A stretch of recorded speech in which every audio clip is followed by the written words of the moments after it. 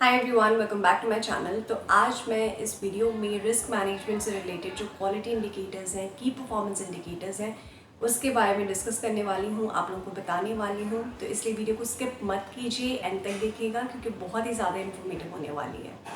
और मैं आप लोगों से अगेन रिक्वेस्ट करना चाहती हूँ कि मेरे चैनल की मेंबरशिप चल रही है, एक बार जाके ज्वाइन बटन पे पर्क्स और बेनिफिट्स चेक कर लीजिए।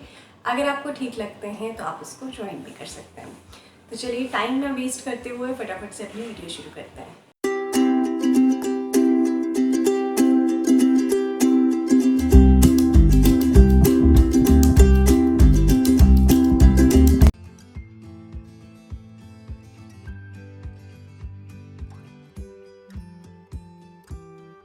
देखिए, जो लोग NABH में डील कर रहे हैं उन लोगों को पता है कि क्वालिटी इंडिकेटर्स और की परफॉर्मेंस इंडिकेटर्स कितना मायने रखते हैं day by day continual improvement में। ठीक है, हमेशा आपके क्वालिटी इंडिकेटर्स जो आप निकालते हैं वो 3 कैटेगरीज में डिवाइड होते हैं। इससे बाहर आप जा ही नहीं सकते क्योंकि 3 मेन कैटेगरीज हैं, उसी के सारी चीज़ें जो सारा इंडिकेटर्स है वो इसी के इर्द गिर्द रिवॉल्व करता है। तो इससे बाहर जाने की आपको ज़रूरत ही नहीं है। पहली चीज़ है स्ट्रक्चर, प्रोसेस, आउटकम्स। ठीक है, इन तीनों के इर्द गिर्द ही आपके सारे क्वालिटी इंडिकेटर्स जो हैं रिवॉल्व करते हैं।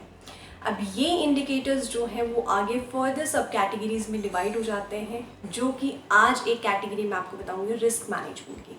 ठीक है, तो रिस्क मैनेजमेंट में कौन कौन से इंडिकेटर्स आते हैं वो मैं आपको आज डिटेल में बताने वाली हूँ। तो उससे पहले आपको पता होना चाहिए कि रिस्क मैनेजमेंट बेसिकली होता क्या है, तभी आप उसके इंडिकेटर्स को डिफ्रेंशिएट कर पाएंगे।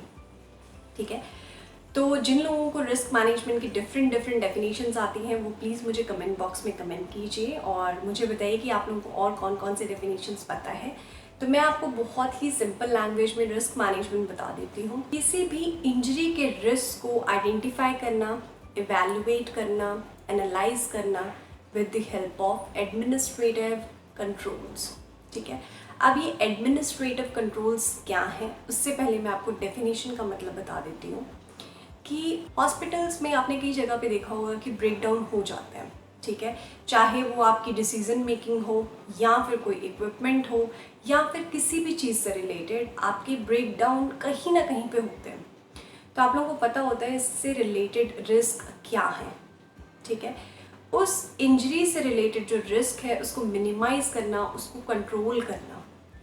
ठीक है, अब कंट्रोल आप कैसे करेंगे, अभी मैंने आपको बताया एडमिनिस्ट्रेटिव कंट्रोल की हेल्प से। अब एडमिनिस्ट्रेटिव कंट्रोल की हेल्प से अगर हम क्वालिटी में बात करें तो आपके पॉलिसीज़ हैं, प्रोसीजर हैं, ट्रेनिंग्स हैं। अब आप यही चीज़ देख लीजिए, आप लोगों में से बहुत सारे मैनेजर्स, कंसल्टेंट, डायरेक्टर्स मेरी वीडियो को देख रहे होंगे। आप लोगों को भी पता है आपको डे टू डे लाइफ में कितने सारे डिसीजन देने पड़ते हैं, कभी कभी इंस्टेंट डिसीजंस भी होते हैं। तो हर एक डिसीज़न के आप प्रोज और कॉन्स तो ज़रूर ध्यान में रखते होंगे, तभी आप डिसीज़न देते होंगे। ठीक है, तो उन प्रोज और कॉन्स को अगर आप ध्यान में रखते हैं दैट मीन्स आप लोग रिस्क मैनेजमेंट वहीं कर रहे हैं, क्योंकि आप लोग को पता है कि अगर कोई भी चीज़ थोड़ी सी भी गलत होती तो उसके क्या रिस्क हो सकते हैं। तो ऑलरेडी आप लोगों ने एक सॉल्यूशन बैक प्लान जो है वो प्रिपेयर ऑलरेडी किया होता है अपने माइंड में। ठीक है, तभी आप डिसीजन देते हैं कि देख लेते हैं कि क्या होता है इसके बाद। ठीक है, that is called your risk management, जो कि आप अपनी डेली लाइफ में भी करते हैं, आप अपने हॉस्पिटल में भी करते हैं, क्योंकि ऐसे सिचुएशंस जो हैं हर किसी की डेली लाइफ में आती हैं। ठीक है, अब हम हॉस्पिटल में अगर इसकी मॉनिटरिंग करें तो हम क्या क्या चीज़ें इसमें इंक्लूड कर सकते हैं, कौन कौन से ऐसे इंडिकेटर्स हैं जो आपके सिर्फ और सिर्फ रिस्क मैनेजमेंट से रिलेटेड हैं। तो सबसे पहला जो है वो है आपका मॉक ड्रिल की वेरिएशन। आप लोगों ने देखा होगा कि जब भी आप मॉक ड्रिल करते हैं आपके पास एक चेकलिस्ट होती है, वो आपकी मॉक ड्रिल की वेरिएशन चेकलिस्ट है। ठीक है, उसमें आप रिस्क ना हो उसके लिए पहले से ही आप एक चेकलिस्ट प्रिपेयर करते हैं, उसमें आप अपनी कमियों को आइडेंटिफाई करते हैं।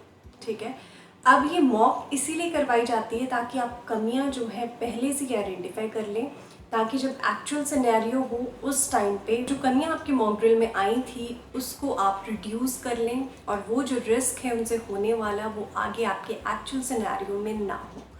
ठीक है, तो इसीलिए आपकी वेरिएशन चेकलिस्ट बनती है रिस्क मैनेजमेंट के लिए। तो यहाँ पे सबसे पहली चीज़ ये है कि जब भी आप कोई भी मॉक करें, चाहे कोड रेड की हो, चाहे कोड ब्लू की हो, या कोई भी इमरजेंसी कोड्स की हो, तो वहाँ पे एक मॉक ड्रिल की वेरिएशन चेकलिस्ट ज़रूर बनाएं, क्योंकि तब आप जो चीज़ें करेंगे उससे आप सीखेंगे और आगे जो है वो नहीं दोहराएंगे, जिससे आपके रिस्क को मिनिमाइज़ होने में, हम ये नहीं कहेंगे कि आपका रिस्क ज़ीरो हो जाएगा, और रिस्क कभी भी ज़ीरो नहीं होता है, ठीक है। आप रिस्क को मिनिमाइज कर सकते हो अपने एक्चुअल सिनेरियो में, ठीक है। तो पहली बात है, आपने वेरिएशन चेकलिस्ट बनानी है। Second thing, incidence of fall. अब इंसिडेंस ऑफ फॉल क्या चीज़ है? देखिए, इंसिडेंस ऑफ फॉल मोस्टली वहाँ पे चांसेस होता है जहाँ पे आपके वल्नरेबल पेशेंट्स होते हैं, ठीक है। चाहे माइनर हो, चाहे आपके बुजुर्ग हो, ओल्ड एज पेशेंट हो, मेंटली चैलेंज्ड हो, इस तरीके के जो पेशेंट्स होते हैं वो वल्नरेबल पेशेंट्स होते हैं। इवन जो कम्युनिकेशन भी ठीक से ना कर पाए, that is also considered as vulnerable patients, ठीक है। तो ऐसे पेशेंट्स के लिए फॉल काफ़ी बड़ा, एक बहुत बड़ा टर्म है इन पेशेंट्स के लिए, क्योंकि चांसेस होते हैं कि ये लोग गिर जाएं, ठीक है, और आप लोगों को पता भी नहीं चलेगा। तो आप लोग ऐसे पेशेंट्स के लिए स्पेशली कुछ ऐसे ऑलरेडी पहले से ही प्रिवेंटिव मेजर्स रेडी रखें, ताकि आपका जो रिस्क उससे हो सकता है उसको आप मिनिमाइज करें। जैसे कि पेशेंट के बेड्स के साइड में बेड रेल्स लगाना, ठीक है, टॉयलेट बार्स जो होते हैं ताकि पेशेंट उनको पकड़ के बैठ सके, ठीक है। ऐसी चीज़ें जो है वो प्रिवेंटिव मेजर्स जो है उसमें आएंगी, ये भी आपके रिस्क को मिनिमाइज करते हैं। और एक चीज़ मैं आपको बताना चाहूँगी कि जो भी आप करेक्टिव और प्रिवेंटिव एक्शन लेते हैं, चाहे वो आपकी इवेंट्स हो, ठीक है, या फिर कोई भी इंडिकेटर्स हो, उसको सुधारने के लिए आप हर चीज़ में करेक्टिव और प्रिवेंटिव एक्शन देते हैं। तो वो आपके करेक्टिव और प्रिवेंटिव एक्शन देने का मकसद ही ये होता है कि आप अपने रिस्क को मिनिमाइज कर लें। उसको पहले आप आइडेंटिफाई करते हैं, ठीक है, उसको एनालाइज करते हैं और उसको कम करने की कोशिश करते हैं, ठीक है। तो corrective, preventive action, root cause analysis, ये सारी चीज़ें जो हैं ये रिस्क मैनेजमेंट के अंडर आती हैं। तो ध्यान रखिए, जब भी इंसिडेंस ऑफ फॉल आपको पता है कि वल्नरेबल पेशेंट्स हैं, तो उनके क्या प्रिवेंटिव मेजर्स आप ले सकते हैं, जैसा कि मैंने अभी आपको बताया कि बेड रेट्स लगाना, टॉयलेट बार्स लगाना, और हॉस्पिटल में ऐसी टाइल्स का यूज़ करना, टॉयलेट्स में ऐसी टाइल्स का यूज़ करना जिससे फिसलन ना हो। फिर जो आपका इंडिकेटर है रिस्क मैनेजमेंट से रिलेटेड, वो इन्फेक्शन कंट्रोल से रिलेटेड है बेसिकली, ठीक है।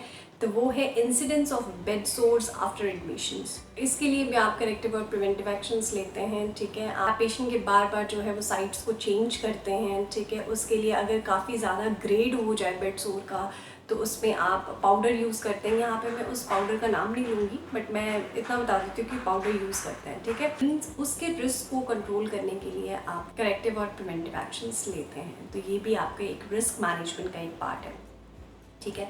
जो फोर्थ थिंग है, that is percentage of staff provided pre exposure prophylaxis, ठीक है, कि उनको हॉस्पिटल से कोई बीमारी ना लग जाए, हेपेटाइटिस ना लग जाए, इसीलिए उनको आप हेपेटाइटिस बी के आप इंजेक्शंस देते हैं। That is also a part of risk management, ठीक है। तो ये 4 इंडिकेटर्स जो हैं वो आपके रिस्क मैनेजमेंट के अंडर आएंगे। ये 4 इंडिकेटर्स मैंडेटरी हैं, ये निकालने बहुत ही ज़्यादा ज़रूरी हैं, इसीलिए मैंने आपको बताए हैं। अदरवाइज रिस्क मैनेजमेंट में बहुत इंडिकेटर्स आएंगे, ठीक है। जो भी रिस्क से रिलेटेड है वो सारे इंडिकेटर्स जो हैं, चाहे वो आपके चैप्टर नंबर 1 से रिलेट करते हो, COP से रिलेटेड करते हो, MOM से रिलेट करते हो, ठीक है। डिफरेंट चैप्टर में हर एक रिस्क मैनेजमेंट से रिलेटेड इंडिकेटर्स आ जाएंगे, बट ये वाले इंडिकेटर्स जो हैं वो NABH अप्रूव्ड हैं और ये निकालने बहुत ज़रूरी है। तो इसीलिए 4 इंडिकेटर का जिक्र मैंने किया है। जो लोग अभी तक ये इंडिकेटर्स नहीं निकालते उनको निकाल सकते हैं, चाहे आप इसको रिस्क मैनेजमेंट की कैटेगरी में दे दीजिए, या फिर आप स्ट्रक्चर, प्रोसेस, आउटकम्स में इसको डिवाइड कर सकते हैं, या फिर आप डायरेक्टली इनको निकाल सकते हैं, ठीक है। तो ये 4 इंडिकेटर्स मैंडेटरी हैं, और भी ऐसी बहुत सारी कैटेगरीज हैं इंडिकेटर्स की। इसमें से मैंने रिस्क मैनेजमेंट के बारे में बताया, हो सकता है मैं अगली वीडियो किसी और कैटेगरी पे ले लूँ, ठीक है। तो आज के लिए बस इतना ही। उम्मीद करती हूँ आज का वीडियो आपको इन्फॉर्मेटिव लगा होगा। अगर लगा है तो लाइक और शेयर कीजिए और सब्सक्राइब कीजिए मेरे चैनल को। And thank you so much guys for supporting me. मैं आपसे मिलती हूँ न्यू वीडियो में। Till then, bye bye, take care and stay safe.